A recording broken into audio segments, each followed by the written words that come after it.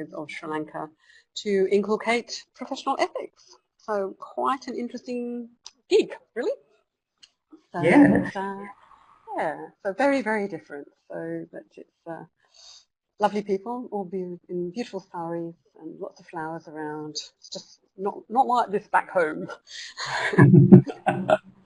Those of you who've been watching the Facebook page will have seen some of the scenery that Jill's posted photographs of too as well, so that's also really nice. Jill, is there anything you want to say at this stage about either the assignment or the feedback that you've had so far? Yeah, there have been a couple of questions that have come through, mainly around formatting the report and things like that. So if you do have any specific questions while you're here, please just drop them into the chat box. The formatting, we do sort of recommend a formal report for the assignment, but the template or the sort of the structure that's there might be over the top a little bit for what you require, given I suppose the relative informality of the interview situation. But as long as you've got a really good introduction, the scope of the report, if you like, that should be really around what you're covering. But you should be focusing on the themes, what you've been able to pull out through the interview situation. Those of you who have done your interviews already, you all sound really positive, that you've had a good time and you've been able to really sort of tease out some interesting concepts and perspectives from your interviewee. So I'm really looking forward to receiving your work and reviewing it. But beyond that, it's all been fairly quiet. A couple of extensions are in place, I know that. Otherwise, please tell me if you've got any problems, really. That's great. Okay, so there's nothing coming through in the chat at the moment with any particular anxieties. No. But I certainly do have internet this week. It'll get a bit shaky over the weekend, but then everybody's going to be eating chocolate and not worrying about anything else, I don't think. This is Easter.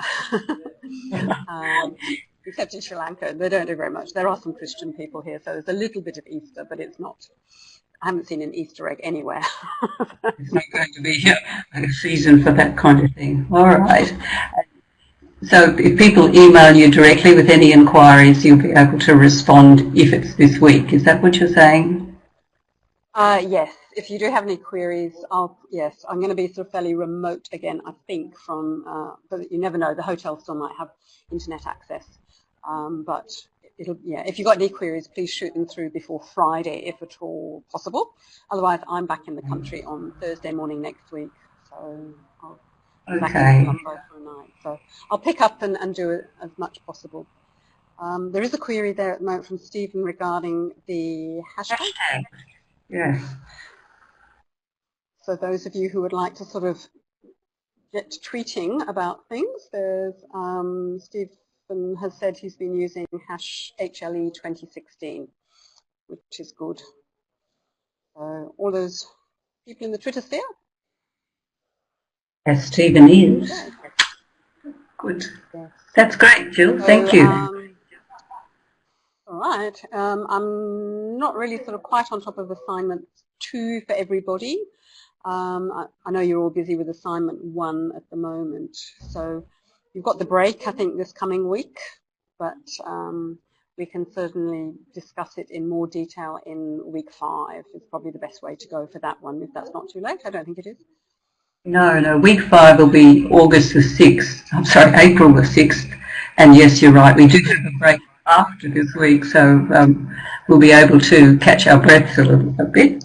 But that will certainly be the time when we'll go through the second assignment for this module.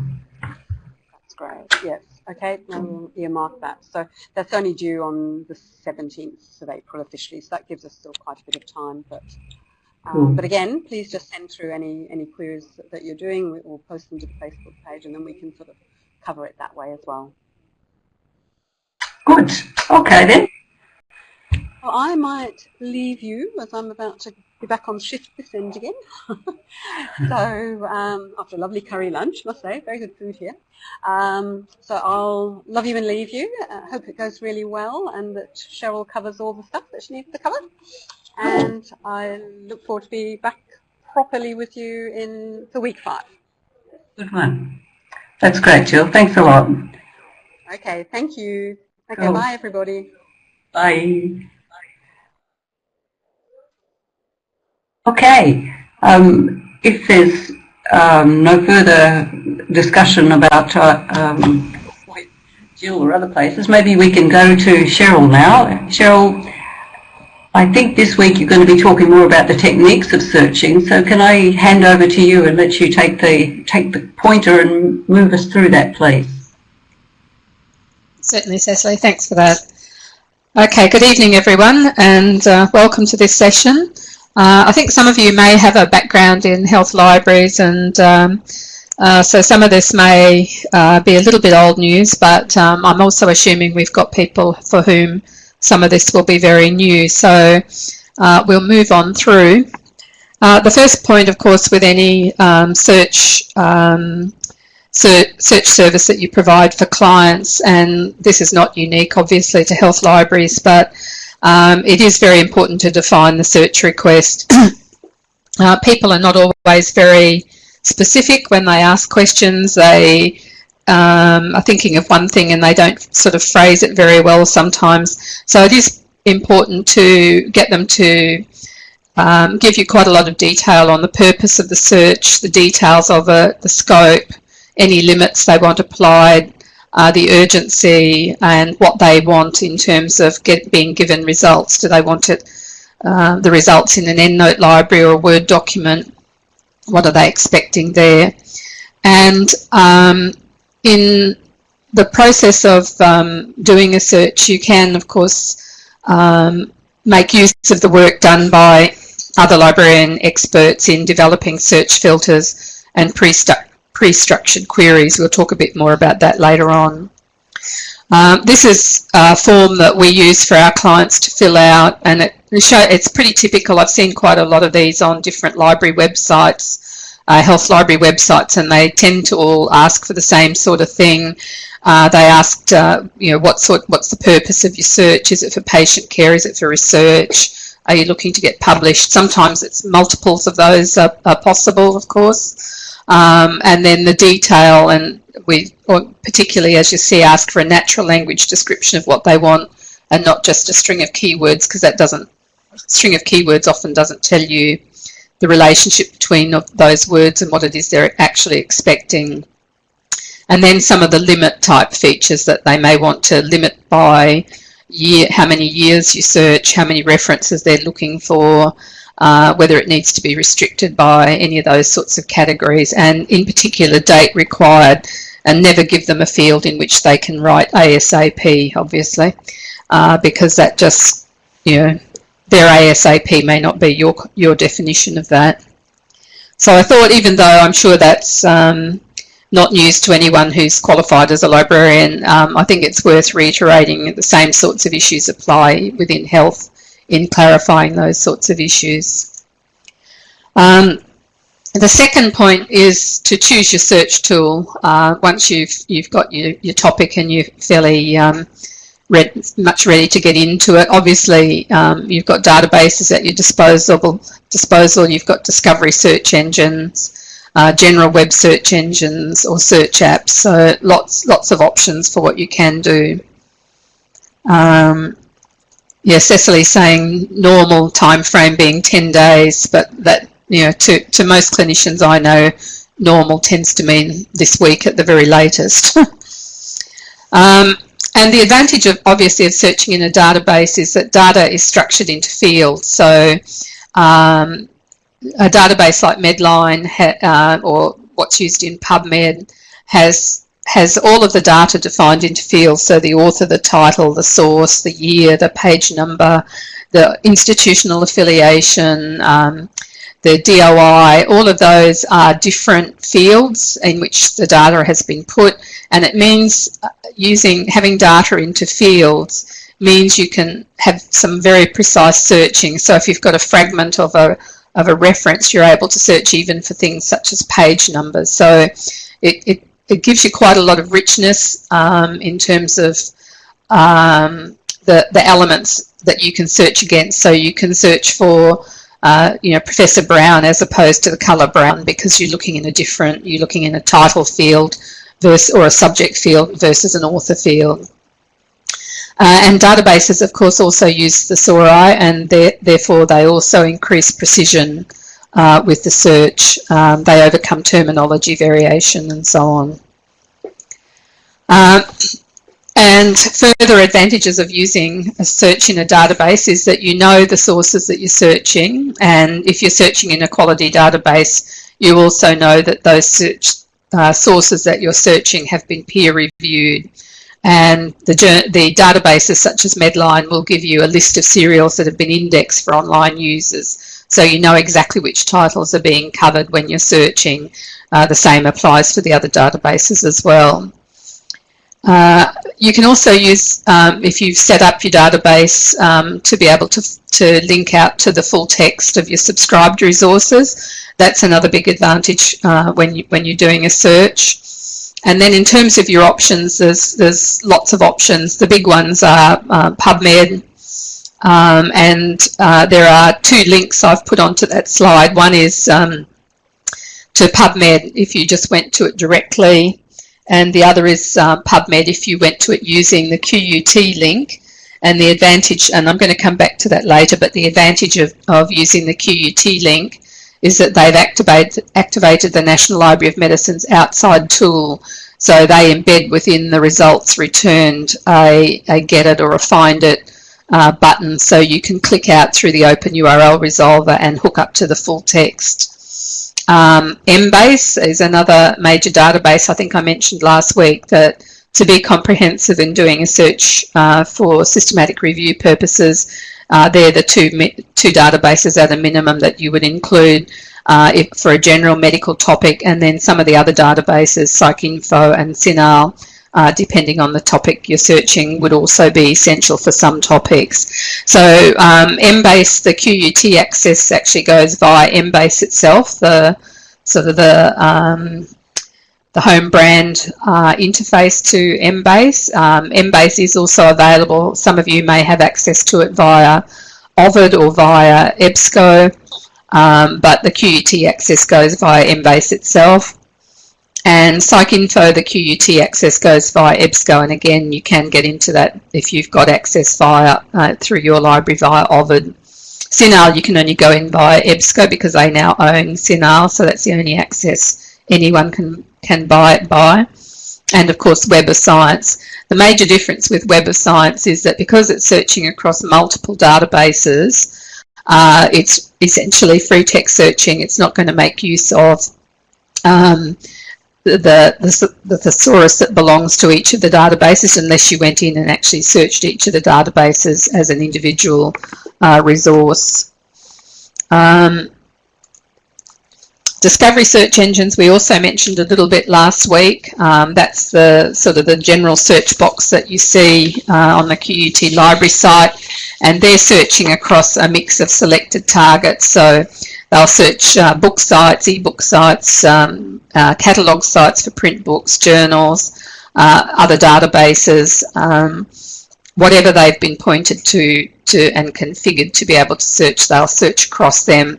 Again, it's very black box. It's not making use of any thesaurus. It does a sort of a black box relevancy ranking in terms of what it returns, but it is a relatively simple interface to use and is quite frequently used by undergraduates. They use a single search across a central index, so most of the big discovery search engines nowadays build a central index. The earlier ones, I don't know whether there's actually any of them left now, but they did a form of federated searching, which meant they would search this resource and return those results, and then that resource and return, and they'd sort of accumulate up all the results and then give you a combined results display.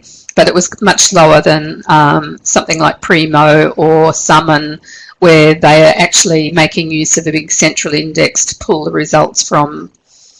and they offer the results with facets to the left and sometimes the right, so you can further filter down and refine your search with other options that they may offer you.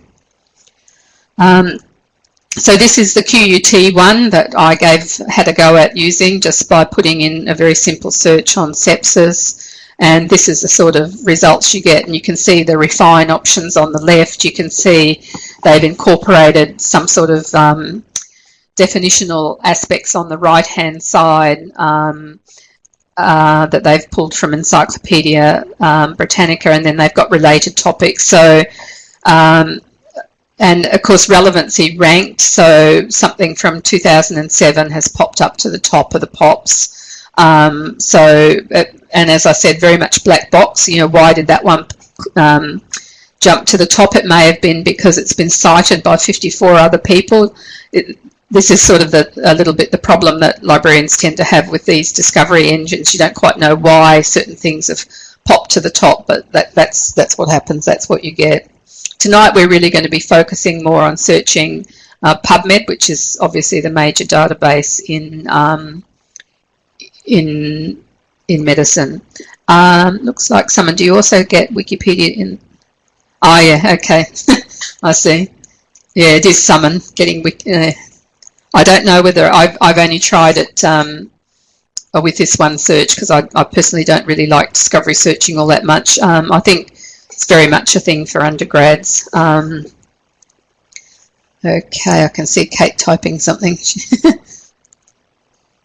Okay, so obviously it depends on which target that the library has activated for doing those definitional things. So Kate's saying she's not sure they've put Wikipedia in the targets that they're going to search and retrieve stuff from, but they have put this encyclopedia in there.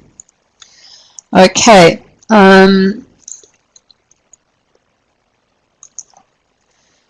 Yes, so as I mentioned, they return the results according to some sort of relevancy ranking, and they'll connect you to full text via direct links and open URL. People can set up end user accounts and they can save their articles. And some of the options, and again, I think I did mention a lot of these last week, but I had actually forgotten a couple of them. But Primo and Summon are now both owned by ProQuest. Encore is the one I think I missed off last week. That's owned by Innovative, and EBSCO I mentioned last week, or maybe I did, and OCLC's WorldCat as well is another example of those discovery engines. And then of course your general web search engines like Google and Google Scholar, and obviously very unstructured data, no thesaurus terms in them, very much black box relevancy ranking algorithms that sit in behind it. And given the way Google functions generally with search, you'll notice the search sort of changes depending on what you've been searching on historically, so it's always trying to match the best it can to what it thinks you want. But if you're searching across multiple topics for multiple people, it must give it some headaches, I think, when it's trying to relevancy rank a search a librarian will be trying to do, because if it's ranked on what you did 10 minutes ago, you may well have been searching on an entirely different topic for an entirely different client.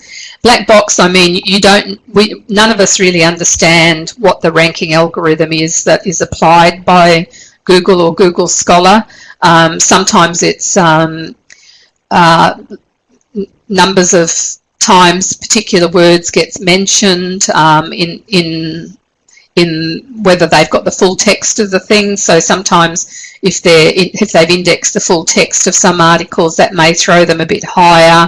If they haven't had access to be able to index the full text, they may only have the citation data, so it may artificially drop down records for articles where they only have the citation data rather than the abstract or even the full text of an article. It depends how much the publishers have allowed those resources, Google and Google Scholar, to crawl their sites and crawl their content. So that's what I mean by black box. You don't know what it's doing. You don't know what elements of the words that you've put in are influencing the results that get returned to you. But yes, as Lisa says, it is, I'm not saying Google Scholar's bad. I've often found things in there that I can't find elsewhere, but it's not what I would go to as a first step. It's what I would maybe go back to as a double check on what I've done elsewhere. And it's not always possible to link out to full text, not from Google. It is from Google Scholar if you've got your get it or find it sort of controls embedded within Scholar, but that's not there with Google. And you don't have any control on the search targets that it's going to search across. So you can get a lot of odd things returned depending on the topic that you're searching. And then, of course, there's different interfaces that you can use to various databases. So PubMed itself has got something called PubMed for handhelds, but increasingly these days websites are being built in what's called responsive design. So as you hit them from a mobile device, there's something in the coding at the top of the web page that says, oh, this person has arrived here via a mobile, and therefore I'm going to now give them a mobile-friendly interface, so you don't actually need an app in order to make a mobile device work well with a website. And that's as a result of websites being coded in what's called HTML5. So apps are sometimes handy, but sometimes unnecessary if the website's been built in the latest sort of HTML5 coding. So in my view, I think I pretty much do think discovery searching is not, actually I suppose when I think about that again, maybe not just for novices. Sometimes if you've been asked to search on something that you're completely unfamiliar with as well, it's actually maybe not a bad way to go to just get a feel for the literature. So it could be a good introduction to a search for yourself in order to clarify your thinking, get some understanding of the literature before you go back and restructure it in some proper databases. But my view would be discovery searching, it's not so much for novices as it's sort of perhaps more for undergrads who have more general needs than postgrads, or certainly clinical people in our sorts of hospital and health environments. General search engines are obviously far better to locate the grey literature than a database, so you definitely need them to supplement what you're finding out of a database.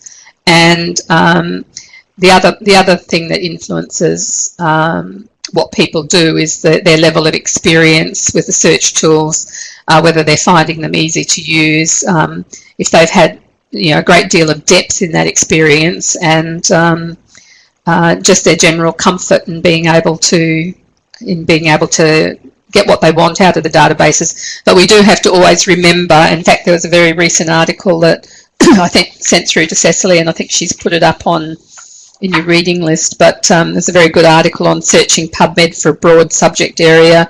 How effective are palliative care clinicians in finding the evidence in their field? And there's certainly quite a level of happy users out there searching who are completely incompetent in what they're doing, which is probably not a surprise to anyone who works in a health library, but they think they all generally rated themselves much more competent at using PubMed than they actually were when they were given a task to search on. So we do have to keep that in mind as well when people say they're quite comfortable in doing searching. Yes, that's right. It's written by Rachel Damerel from Flinders in South Australia. It's quite a good paper. Today I'm mostly going to be speaking about PubMed, and the reason for that is that PubMed is Medline Plus, and I'll talk to that a bit more as well. But the reason I'm doing that is when you're on the course at QUT, or if you work in a health library, you've probably got access to other sorts of interfaces to Medline. You may have, as I said, Ovid Medline or EBSCO Medline or whatever. But if you're not employed within a health service, or you're not employed within a university that's giving you access to other sorts of interfaces. PubMed itself is completely free on the internet with no requirement to log in. So that's why I've chosen to focus tonight's session around PubMed. And PubMed's a nice little one. It's got a friendly URL. You can just type in pubmed.gov, and what happens if you do that is it automatically resolves itself to that rather longer and more hard to type URL. But you'll see also if you go in via the QUT link, which is the full PubMed link, and you can see the outside tool embedded within that, the IAU QUENT lib, and that's what's, when you click on that, it automatically pulls in the outside tool for QUT, and that means that when you look at your results display, you're going to be able to link out to the full text using QUT's open URL resolver.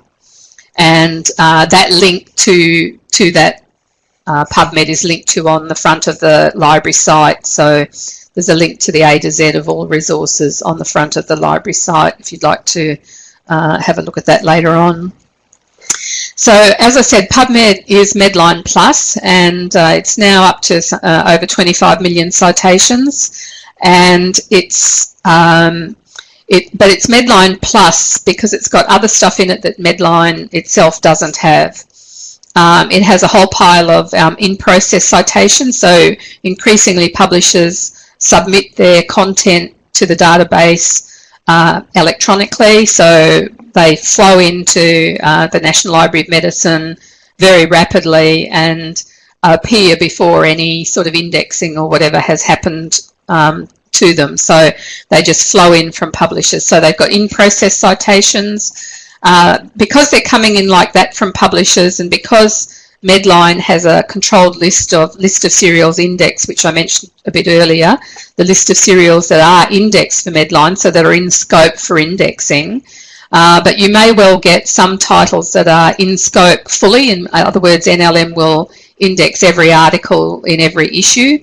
Sometimes they will be partially indexed, so they may index Nature, but they'll only comprehensively index Nature if it's got articles on medicine, if it's got articles on volcanoes or ants or, you know, astronomy. It's not going to index those if they've got no medical context, so it's got partial scope. It also has ahead of print citations. Some of these in process and ahead of print will also appear in a separate file within something like Ovid Medline, but they're definitely a feature of the records that flow into Medline, the in process and the ahead of print ones. And there may well be citations that predate the date at which a journal was indexed for Medline indexing. So if NLM decides to index a journal from this year and the publisher dutifully submits all of their indexing data, all of their citation and, the metadata for all of the publications, all of that publication dating back to, you know, the year 2000, the 2000 to the 2015 citations will never get indexed because NLM's only agreed to start indexing it in 2016. So there may well be some like that. And there will be some pre-1966 citations that haven't yet been updated with the current mesh and therefore haven't yet been converted to having a record status of Medline. They have citations to some additional life sciences journals that submit full text to PubMed Central and have only a qualitative review, and so on. So you can see it's got Medline Plus. I think I at one point knew how many extra citations that meant, but I've currently forgotten what that is. But there is, and I think I've put a link to it. There is a link to say what's covered and what the differences are between Medline and PubMed. Okay, I think I might have linked to that last time. Now, obviously, at the base of all searching, you do need to be able to use Boolean operators in searching, and this is for any database that you're using. So you're anding things, you're oring things, and you're using the not operator. And if I'm not going to spend any time on this because I think that's probably, I'm probably preaching stuff you already know, but there is a PubMed tutorial if you do want to go over that for a refresher. The basic thing I'd say is that and or are used most often. Not is used a bit more infrequently because it can tend to knock out things that you don't really intend to be knocked out. And people do misinterpret the and. So one of the lessons from Rachel Damerel's article that I just mentioned, Searching PubMed in the Palliative Care Field, what they found was people were using and. They would think, I want this and this and this, and so they would and it all together. This is like a common end user error. And of course what they were actually doing was massively limiting what they were trying to find, because it said it only wanted to pick that up if, you know, all these other concepts were included as well. What they really meant was they want this or this or this or that, but it's a bit of a trap for end users who don't tend to think, so maybe haven't encountered even the concept of Boolean logic before. But there are a few PubMed Boolean quick facts that I think we need to get under our belt. And that is one of them in PubMed, is that if you're going to use an and or an or a not, you must put them in uppercase. There are a lot of mesh headings that are like wounds and injuries, which if it's in lowercase, that's fine. But if you put wounds and uppercase, with the and in uppercase, it's a very different search to searching for wounds and injuries, which is a mesh heading. You can also nest your searching, so cat or dog and fat. Have you got a fat cat or a fat dog? If you want anything to do with it, fat cats or fat dogs, obviously you put the or section of the search in the brackets, and the fat and the one you want to limit it by, the and separately. And then truncation in PubMed is the asterisk. So there are a few little things that I think you need to get under your belt.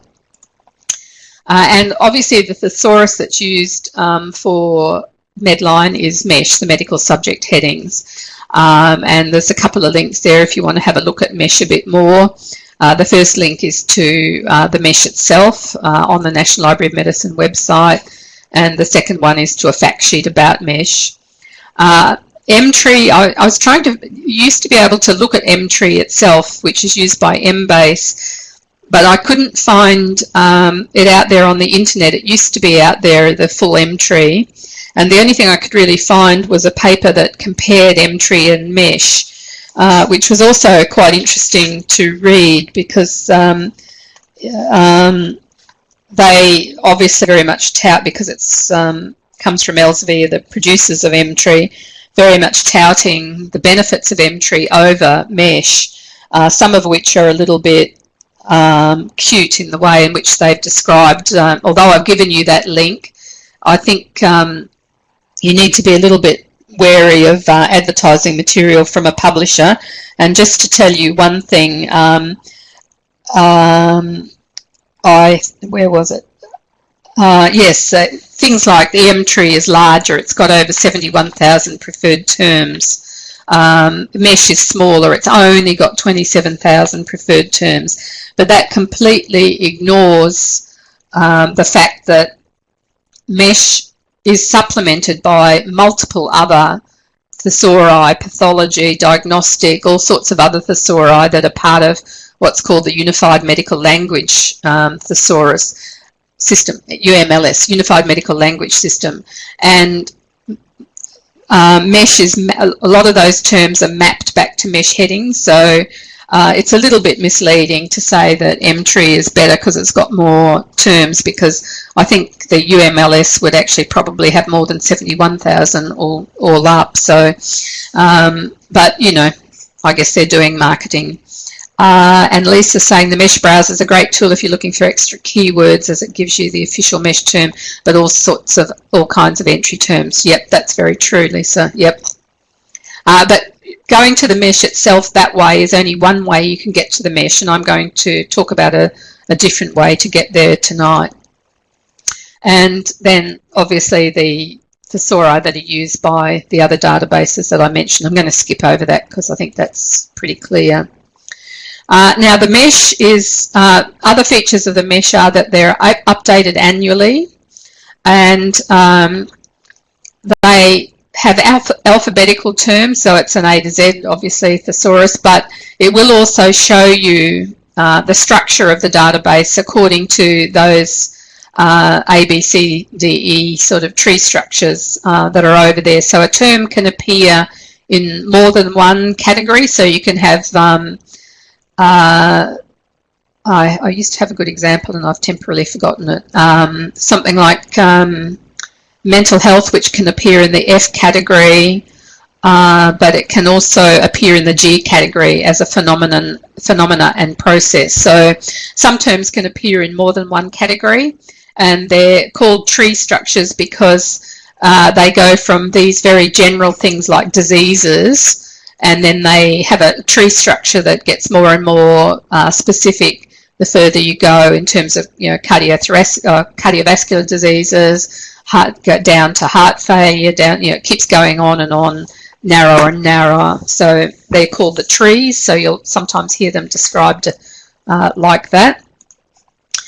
MESH also has subheadings, and these are terms that qualify the main heading, so they're qualifier terms. So you'll have a main heading and then a subheading, and not every subheading can be used with every main heading. So the mesh itself will tell you which whether certain subheadings may be used with certain main headings, and that's the listing of all of the subheading. They actually withdrew a subheading this year, so when I say they change, they really do change on an annual basis, not just the main headings but even the subheadings. So they eliminated a heading, a subheading called diagnostic use this year. It just disappeared.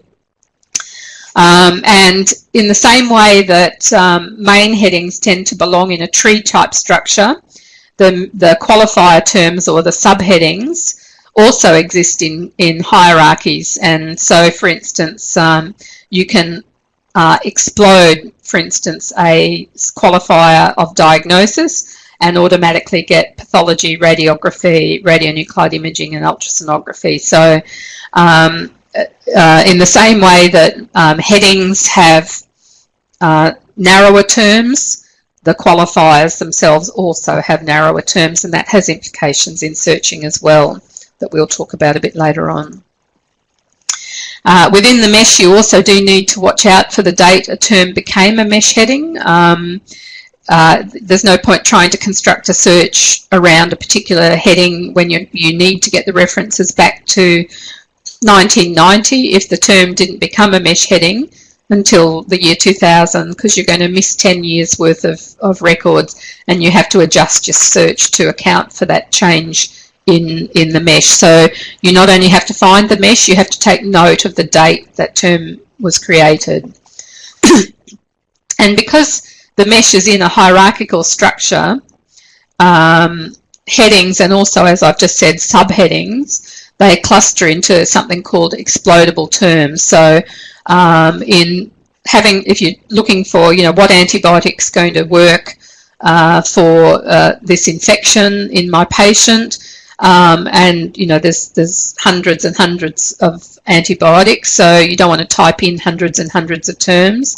The great advantage of a structured database and a structured thesaurus, you can just put antibiotic agents and it will automatically give you every conceivable type of antibiotic that has been clustered together with that main heading.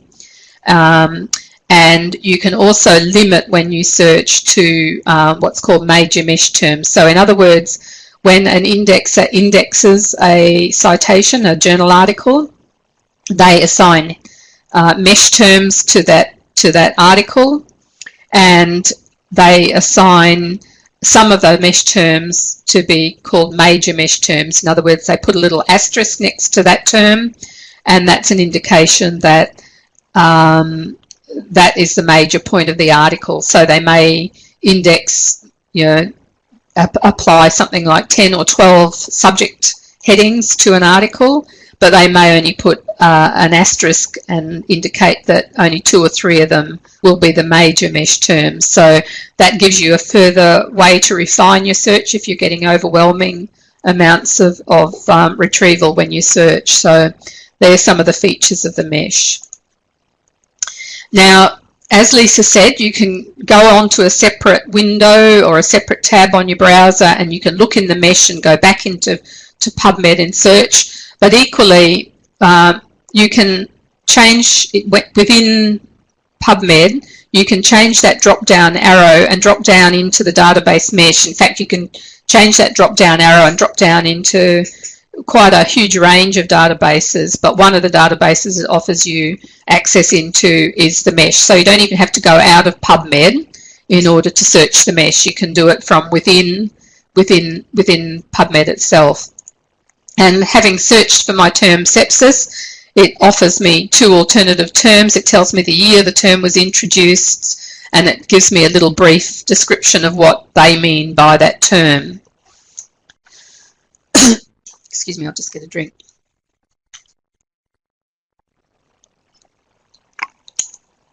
Okay, so having taken you into the mesh, if you click on the term that you've been looking for, you can then see how they sit within the tree. So sepsis is in 2 different trees, so it's in a diseases category, or 2 different parts of the diseases category. So it comes under infection, which comes under bacterial infections and mycoses. It also comes under, in the other part of the tree, it comes under a systemic inflammatory response syndrome, which comes under inflammation, under pathologic processes, etc., up the tree, as you can see. And narrower than sepsis are some even narrower terms. So you can see from that, I think, the tree structure of the mesh. You can also use filters and subsets. So I mentioned those a bit earlier. And most people, when they see PubMed, they go straight to the search box and off they go, they're away.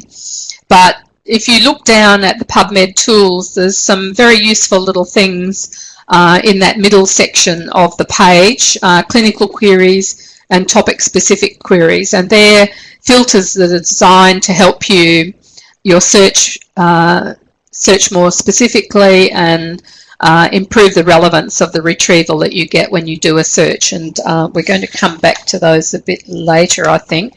But some of the types of filters, there's clinical query filters, there's citation subsets. So that means all of the records within PubMed have a status, a citation status, which means they're either indexed for Medline, they may be an in-process citation, so they've just come in electronically from the publisher. They haven't yet been indexed, or no one's even decided whether they're going to or never going to index them. They're in process. They're publisher supplied, so it's just come in from the publisher in that format.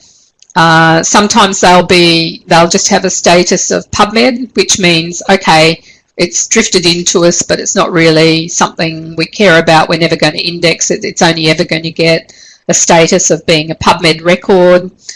So there's a whole pile of different status subsets that you can have a look at, that you can filter by. And then other filters that allow you to refine your search by article type. So whether it's a randomized controlled trial, whether it's a guideline, whether it's a report, all sorts of other publication types. Text, whether full text is available. You can filter by publication dates. You can filter by species, rats, mice, rabbits, languages, by sex, male or female, subject journal categories. So there's categories for nursing journals, for the core medical journals, the abridged index medicus journals. I think there's a health management category, journal category. You can filter by age, and you can filter by various other search fields. So quite a lot of richness in the way in which you can use the database to help refine and improve your search. Okay, how are we going? Okay, I thought we might, I've actually gone a bit faster than I thought I would there. Okay, what I thought we might do is work up to a bit of a break before we take on the next set of exercises. And what I'd like you to do is to try a search in PubMed using the QUT link, which embeds the outside tool. And what I'd like you to do is have a search in there for the management of dysphagia and dystonia in patients with inhalation burns. So I don't want you to try a mesh search, not to worry about trying to find the right mesh heading. Just use the words that I've given, the dysphagia, the dystonia, and the inhalation burns, and have a go at a search. And then I'd like you to view the search details box.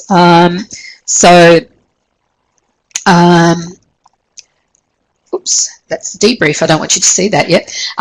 So have a look at the search details box, and change the results display from summary to the abstract. And the reason I want you to do the search, sorry, to go back a step, I'm going too fast tonight. When I say view the search details box, after you've done the search, you'll see down on the right hand side there's a box called search details, and it's got a ... see more. I'd like you to click on that and see what's happened as a result of the search that you've done, just putting in those words like dysphagia, dystonia, inhalation burns. And I'd also like you to go back up to the top of the screen where it shows you that you're viewing the results in a summary display, and I'd like you to change that to the abstract view. And the reason I want you to do that is so that you can see that you then end up, when you're looking at the results in an abstract format, that you then get the embedded get it from QUT, or the link out through the QUT, and you're able to connect to the full text.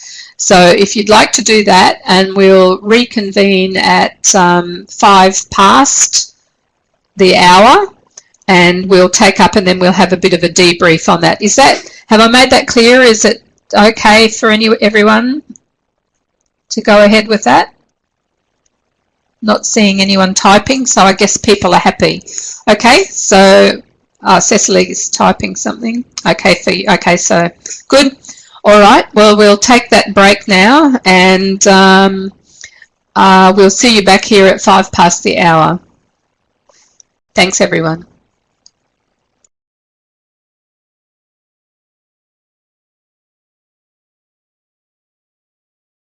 Five past the hour. So I think I'm hoping everyone's back and they've had a chance to make a cup of tea, maybe even, as well as do the little exercise. I think it's nice to break it up, and there's several more exercises to come instead of sitting there and just listening to a voice over the internet. I think it might be a little bit hard to keep concentrating for the full 2 hours. But I thought, for people who haven't already used PubMed at all, it's good to have a bit of a hands-on, sort of just putting in some words and seeing how it works. So just to debrief on what I sort of had hoped you might have done, and that is because we were looking at dysphagia or dystonia, so we wanted both of those concepts. They needed to be awed together and put in brackets. And then we wanted to combine that with inhalation burns. Now, the exercise was designed to point out a few things to you. One is that you'll notice I didn't type and inhalation burns. I just put inhalation burns. And that's because one of the aspects of PubMed is that if you don't put in an operator, a Boolean operator, it assumes that you're doing an and. So you can actually leave the and out and it will still do an and on the search. So that's one thing to notice. The second thing is that by putting in inhalation burns in particular, we've narrowed our search down to 19 references, whereas if we left it at just burns, we end up with 352. So sometimes it's possible to be too specific with your searching. And of course that was very much a sort of like a quick and dirty type search. It wasn't, as I said, using mesh terms at all. It's just using the words that I gave you. But PubMed's a very clever database, and the other thing I'd like you to notice is that that although we didn't do a mesh search, We didn't do it, but PubMed in the background did do one to help us out. So when we put our terms in without having bothered to have a look to see whether there were any, and this is typically how I would approach a search. If someone asked for a search, I would have a bit of a play just doing something as simple as that to begin with to see what sorts of things come up. And in particular, the thing I would most take note of is the search details box down towards the right, which is the thing I asked you to have a look at, and in particular to click on the search more.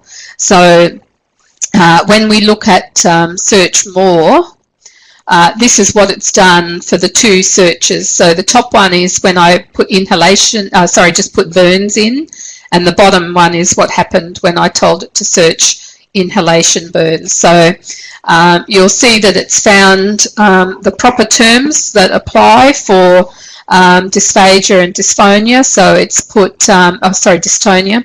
It's put deglutition disorders, which is the correct mesh term, but it's also then searched deglutition in all fields and disorders in all fields, or the phrase deglutition disorders in all fields, or dysphagia in all fields, or dystonic dystonia. You can see how it's exactly what it's done, and straight away, without even having to go into the mesh to hunt around for terms, just by doing that quick and dirty search, I've been able to pick up the major terms that it's used in trying to interpret my query and provide me a good set of search results in response to that search. So I think that explains to you sometimes why complete novice searchers actually get pretty good results out of PubMed without even knowing what on earth they're doing. And the other thing I'll mention that it's brought up, you'll see that one of in the top little query translation, you'll see it's got the second line, at the end of the second line, it's put deglutition disorders in double quotes. And that's something else I should mention at this point. PubMed will allow you to do a phrase search, but it's not a phrase search as you know it in Google. So it's nothing like doing a phrase search in Google. And in fact, it can give you really, really misleading results. Because what it does when it does a phrase search is it turns off what's called automatic mapping and automatic exploding of terms. So it stops it finding. So if you put in deglutition disorders in a double quote and you search that all by itself within PubMed, it would only search that phrase if that phrase existed in the PubMed phrase index, and it would turn it off going and searching deglutition disorders as a mesh term. So you would only pick it up. There's probably not going to be a huge amount of discrepancy there, but you are massively limiting what you do when you start using phrase searching in PubMed, and you can get some very puzzling results if you don't keep an eye on what you're doing with that. So be very, very careful doing phrase searching in PubMed. You're always better doing free text searching or mesh term searching, unless you're really sure you really, really want to limit it down to that, because it won't explode terms and it won't I've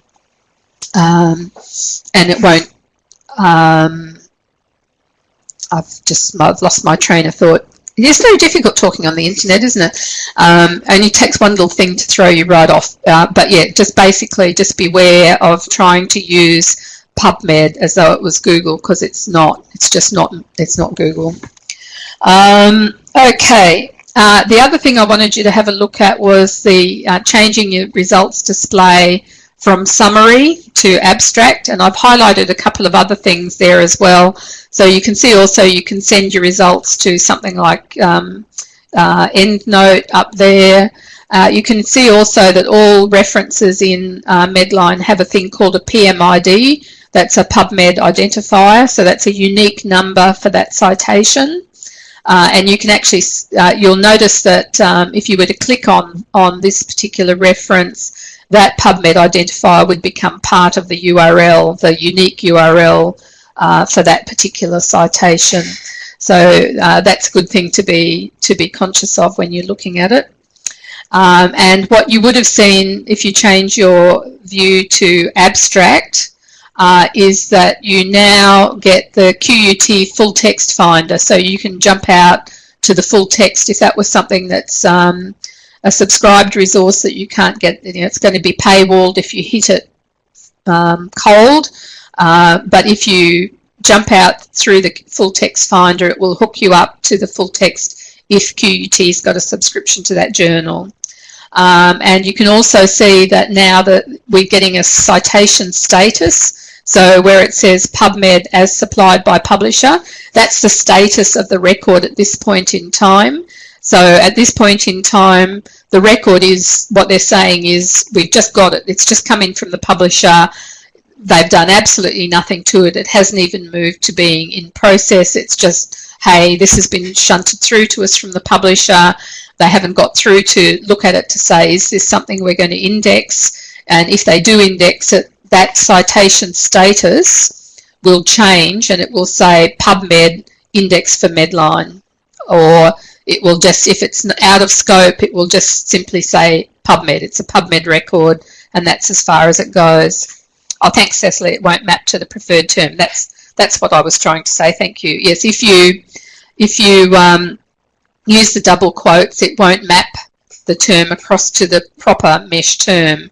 So it's I think the example they give is if you put heart attack in, it won't map to the proper mesh term. So all you'll get is articles that have happened to have mentioned a heart attack, but you're not going to get myocardial infarction, which is the proper term. So you've like massively reduced the number of relevant citations you're going to find. So if you're not going to search systematically, at the very least, don't overly limit what you're doing by trying to make it a Google. Okay, so I hope that was useful. I think just the exercise of actually using it before we get to talking any more about how to construct an actual search is probably worthwhile for the people who've not actually used it at all, or used it very, very superficially perhaps up to this point. Okay, so now we're going to go on and we're going to do another exercise. I think there's two more after this one. We've got 3 exercises all up, so lots of coming and going into the class tonight. What we're going to do now is we're going to try and construct a search that someone's come in and said they want to know that in acutely ill patients who are in intensive care, coronary care, anaesthesia or in trauma, does use of eye or ear protective devices versus not using such devices have a measurable impact on the patient's sleep or delirium outcomes? So they've already phrased it in quite a nice way, very much like a PICO format that you'll hear a lot more about, I think, from Suzanne Lewis in the weeks ahead, patient intervention, comparator and outcome.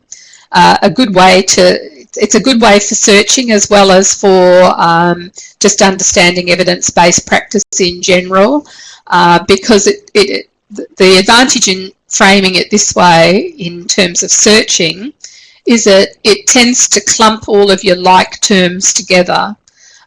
So you've got a patient group of terms, so you're looking for acutely ill patients who might be in various environments like intensive care, coronary care, anaesthesia or trauma. You've got a particular intervention, so again you've got another group of terms that you're going to need to develop for things like ear or eye protection, and they can, there could be many terms that might describe that.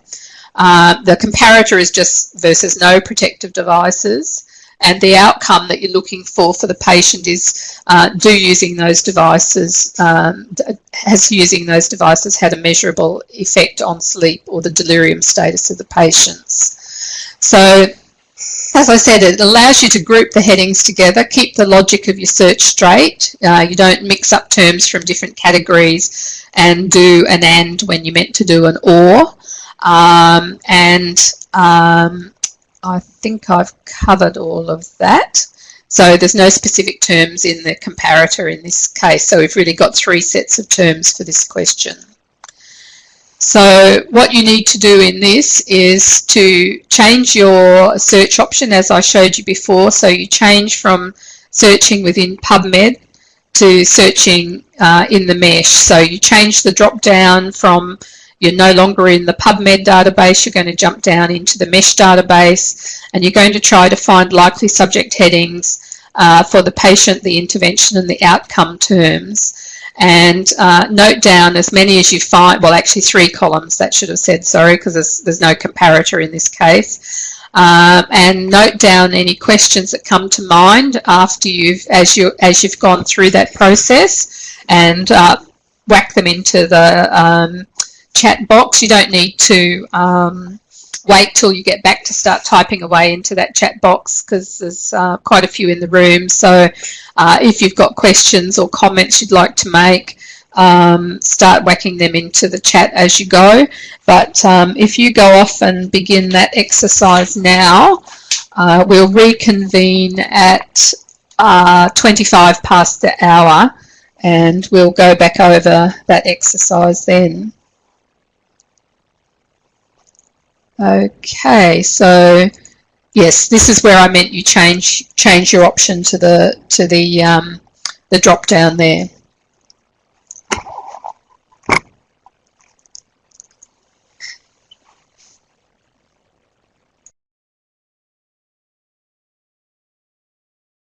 About that, everyone. I'm not averse to just clicking on things and having a go, as you can tell. Doesn't always work out that well. Okay, so this is where we left off, and we'll just go over that now. So the terms that you may have come across, I'll go through those in a minute, but also notice that MESH is obviously American. It uses American spelling, so C-E-N-T-E-R-S, not R-E-S, anesthesia without the A, and so on. So in the patient or population group, you should have ended up with terms such as acute disease, and you'll notice that the qualifier there is in the square brackets. I'm indicating that's a mesh heading. MH is a mesh heading, or intensive care, also a mesh heading, or intensive care units, or coronary care units, or anaesthesia department, hospital, or trauma centres. The interventions are things like ear protective devices, or eye protective devices, or earplugs, and so on. And then the outcomes are the sleep and the delirium terms. So how did people find that? Were you able to get some of those terms at least in your dippings into MESH, assuming I didn't leave you out in the cold and make you forget what you were actually trying to look for because it all disappeared off your screens? Not getting any thumbs or anything up from people, so I'm hoping that that worked okay for you.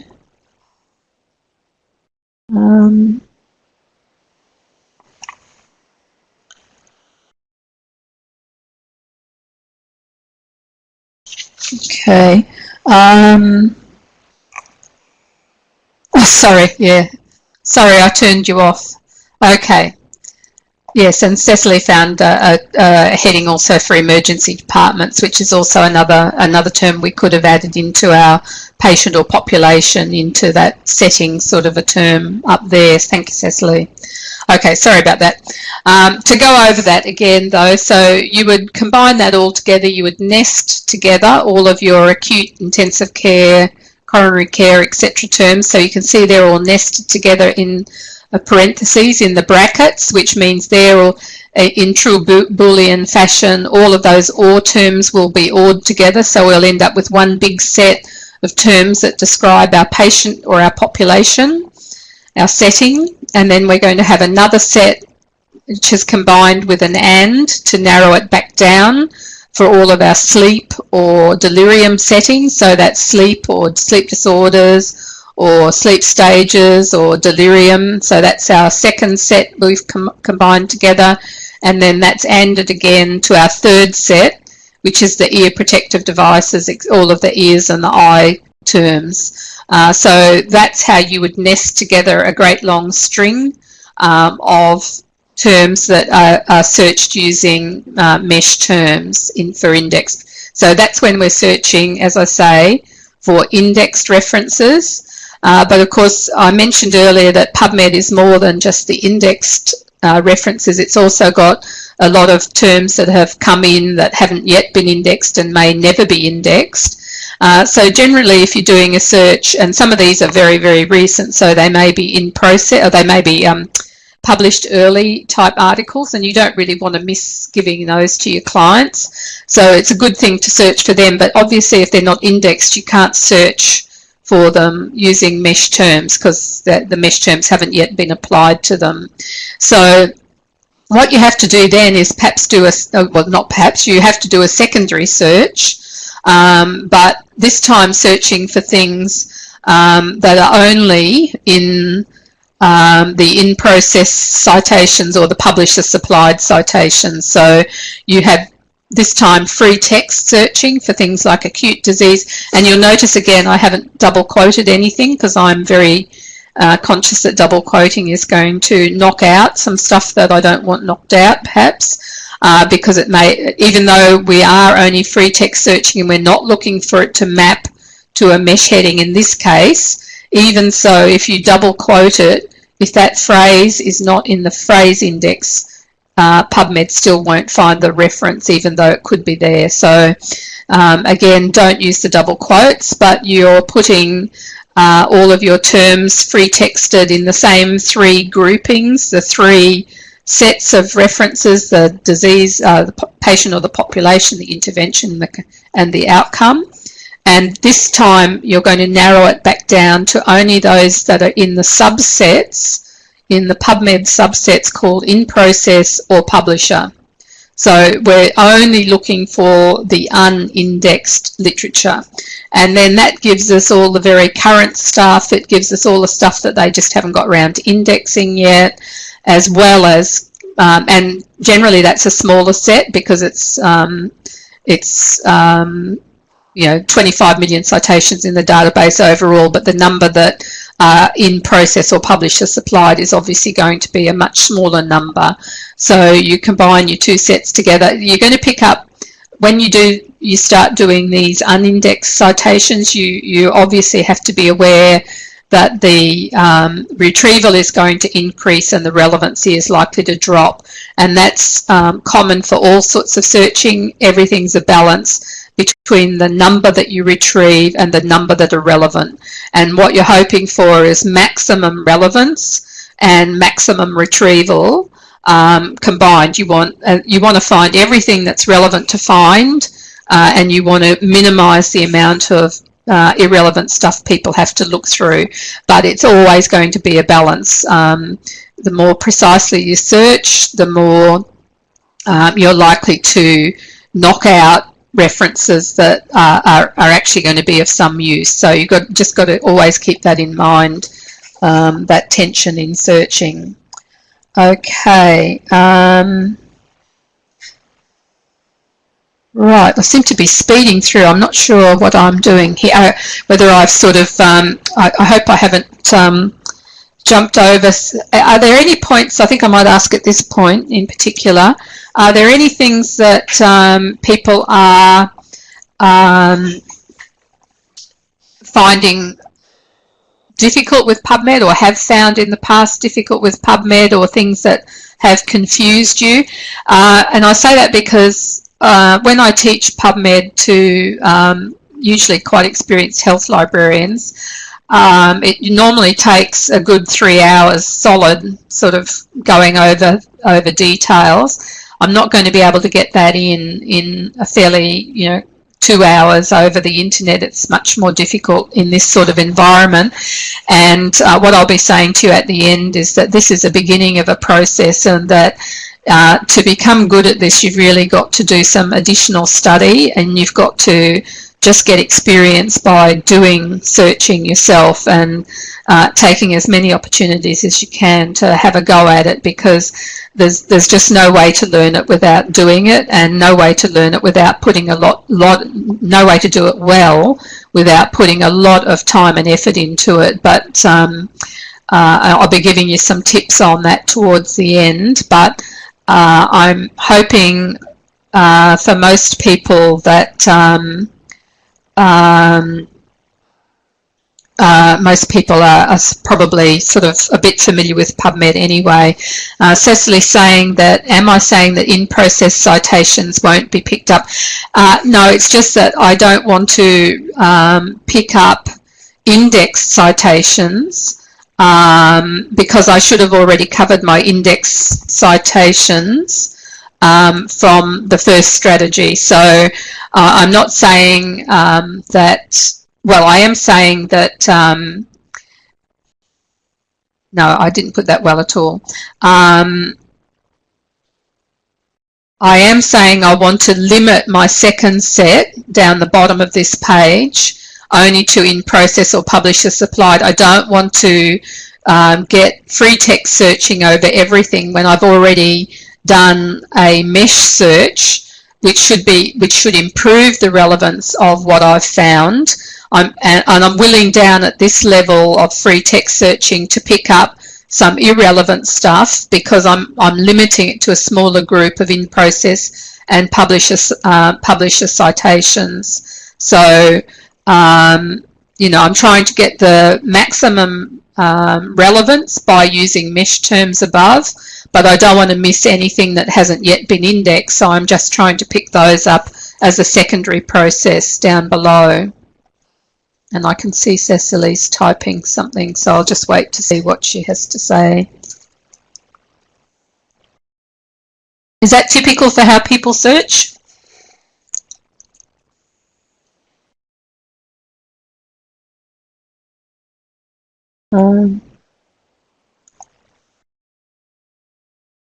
I'll just wait another minute more before we move on to the next exercise. Yes, sorry. Yes, that step is creating a separate set which we can then combine. We can combine the first set with the second set and get a complete set, or we can export the citations from both sets into something like EndNote and then refilter at that point if we want to. Okay, now this exercise is finding mesh terms for a query and structuring a search strategy, but also to experiment with using a filter that's been prepared within PubMed itself. So what we're going to do here is we're looking for evidence regarding the prognosis for patients suffering from post-inhalation burns. So they've got post-inhalation burns, so we first need to discover our appropriate mesh term. So we found that there's an inverted heading for burns, inhalation, and you'll notice also here that it defines it again, and it tells us which subheadings we're allowed to use with this main heading. And again here, I'll just point out one thing about subheadings. Another rule or another good rule to keep in mind when searching in PubMed or in Medline is to try to stick first up to just using mesh terms without qualifiers. There has been evidence that indexes are relatively consistent in assigning appropriate mesh terms, but the consistency with which qualifier terms or subheadings are added to main headings is not as great. So the consistency of indexing tends to fall away once people start adding in subheadings. So if you can get away without using a subheading and just use the mesh terms in searching, that's generally better. Stephen, are you saying it depends on and how broad and narrow? That's true. That's true. Sometimes you do need to use subheadings, but at the same time, you might be better at combining a couple of different mesh terms rather than relying on limiting by a qualifier. But yeah, Stephen's quite right. It depends on the topic, it depends on the information need, and it depends on how quickly they want stuff. So all sorts of things come into searching, and there's certainly mesh versus text words. Yeah, that's true. And really, as you can see, from a few slides back again, you can put a pretty ordinary sort of a search in PubMed and come up with a pretty good search, because it does so much in the background to help you out by putting in the mesh terms you've never even thought of. There's a whole pile of things it does in the back end that really, it does sort of mapping between. So if you put a drug name in, for instance, and there's no mesh term for that drug name, it's got an entire other database of drug names that says, oh, they've called it this, but mesh calls it that, and therefore I'm going to give them the mesh index term for that. And so, it does some very, very clever things in the background. So if you're just after something really rapidly, you really don't even have to look up mesh, but it does depend on the point of your search. If you're doing searching to support systematic reviews that we talked about last week, you definitely need to be able to do a proper mesh search, because you've got to document it and they have to hand it over to publishers, and you don't want to get embarrassed in public by saying someone gave me this search and that's how they did the search. It'd be pretty embarrassing, really, in a systematic review context. So we're going to discover our appropriate term, and we're going to then make use of these clinical queries that are down there for prognosis. So we've got our term, which is burns inhalation, burns, inhalation. We're going to search that in PubMed up here, and then we're going to click on clinical queries, and we're going to choose the prognosis category, and we're going to look at what happens to our results depending on whether we choose to do a broad or a narrow scope of search, and then follow the links to have a look at how that filter did the information. So is that okay? Again, the topic is burns inhalation. Burns, inhalation. If you jump out to PubMed, type in, open a new tab on your browser, search burns, inhalation, click on clinical queries, change it to the prognosis filter, play around with changing between the broad or the narrow scope, and then have a look at the information that tells you a bit more about what the filter is, how the filter was constructed for prognosis. Okay, so we'll take another break. I'll just repeat that, burns, inhalation, and we'll come back at, what is it, 10 to the hour. And we'll take up again, and I won't click anything again in the break, so I don't knock us all offline. See you soon.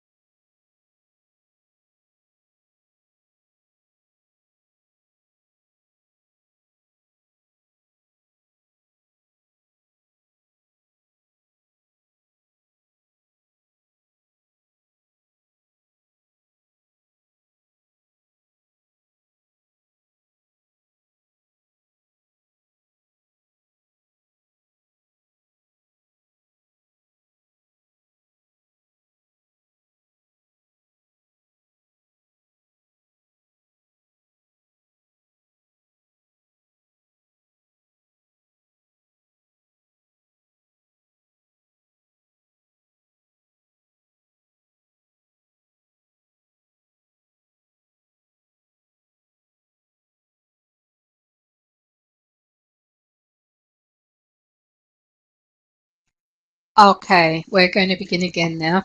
I think I gave you the instructions in reverse order when I went to do them myself. You first click on the, get back to the screen. There now. Thank you. Okay. All right. Yes. Oh. Can everyone see the screen okay? Yep. Right. Yeah, sorry about that. I'll use a different browser next time, and we'll try that, and I'll use Chrome. It might be a bit more straightforward. Yes, but as I was saying, it's a very much a beginning, and there's really wonderful online training that you can work through on the National Library of Medicine website, and I highly recommend just working through their online tutorials because there's just so much to cover. And I think it's nice to have an introduction, but there's nothing like systematically working your way through the online training that they provide. Another thing I find really a handy thing to have nearby when I'm working is the National Network of Libraries of Medicine, which is a formal group in the US that's coordinated out of the National Library of Medicine. They have an advanced PubMed searching resources packet. It's a nice little document that gives you all of the mesh subheadings and their two-letter abbreviations, all of the subheadings and their abbreviations and their nested categories. You know, their sort of their as I said before, the diagnosis group, you know, which includes pathology, radiography, etc. It shows you all of those. It tells you all of the different subsets that are available for searching. So, for instance, there's an entire subset of references for AIDS, for bioethics, for cancer. So if you're searching and you're pulling up a lot of irrelevant stuff, you may want to limit it by a subset such as that. There's additional special queries for things like complementary and alternative medicines. There's various journal subsets. So as I said, the Abridged Index Medicus, which is what NLM regards as the 119 core clinical English language journals. There's, as I said, a nursing subset, health administration subset. It tells you about filters, it tells you about publication types. It's a really useful little thing to just keep on hand and dip into when you're wanting to refresh your memory about something. And equally, you know,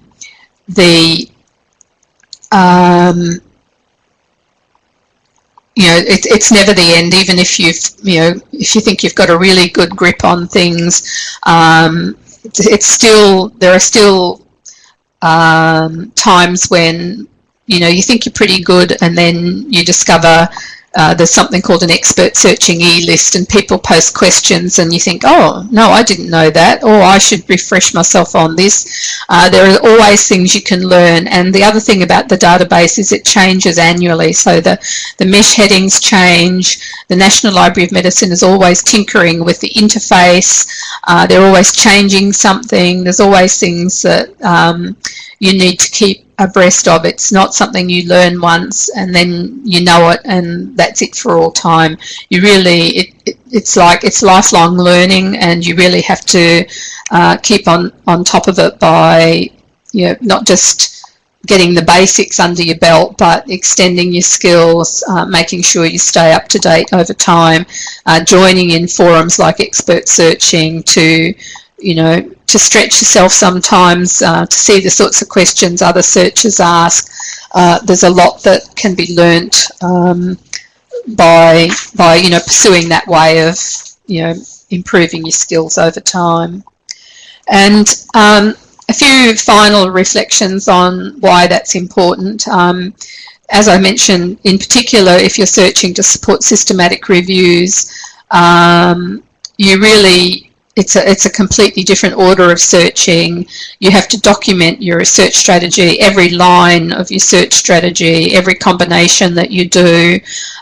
Your search strategies will be evaluated or certainly looked at by people, and maybe sometimes quite critically, because if you don't do a good search, the systematic review is not going to return the results it needs to be a robust sort of a process in terms of if they miss a core gold standard paper, the results of their systematic review are going to be compromised. And there's been a paper that I've linked you through to there that has shown that librarian co-authors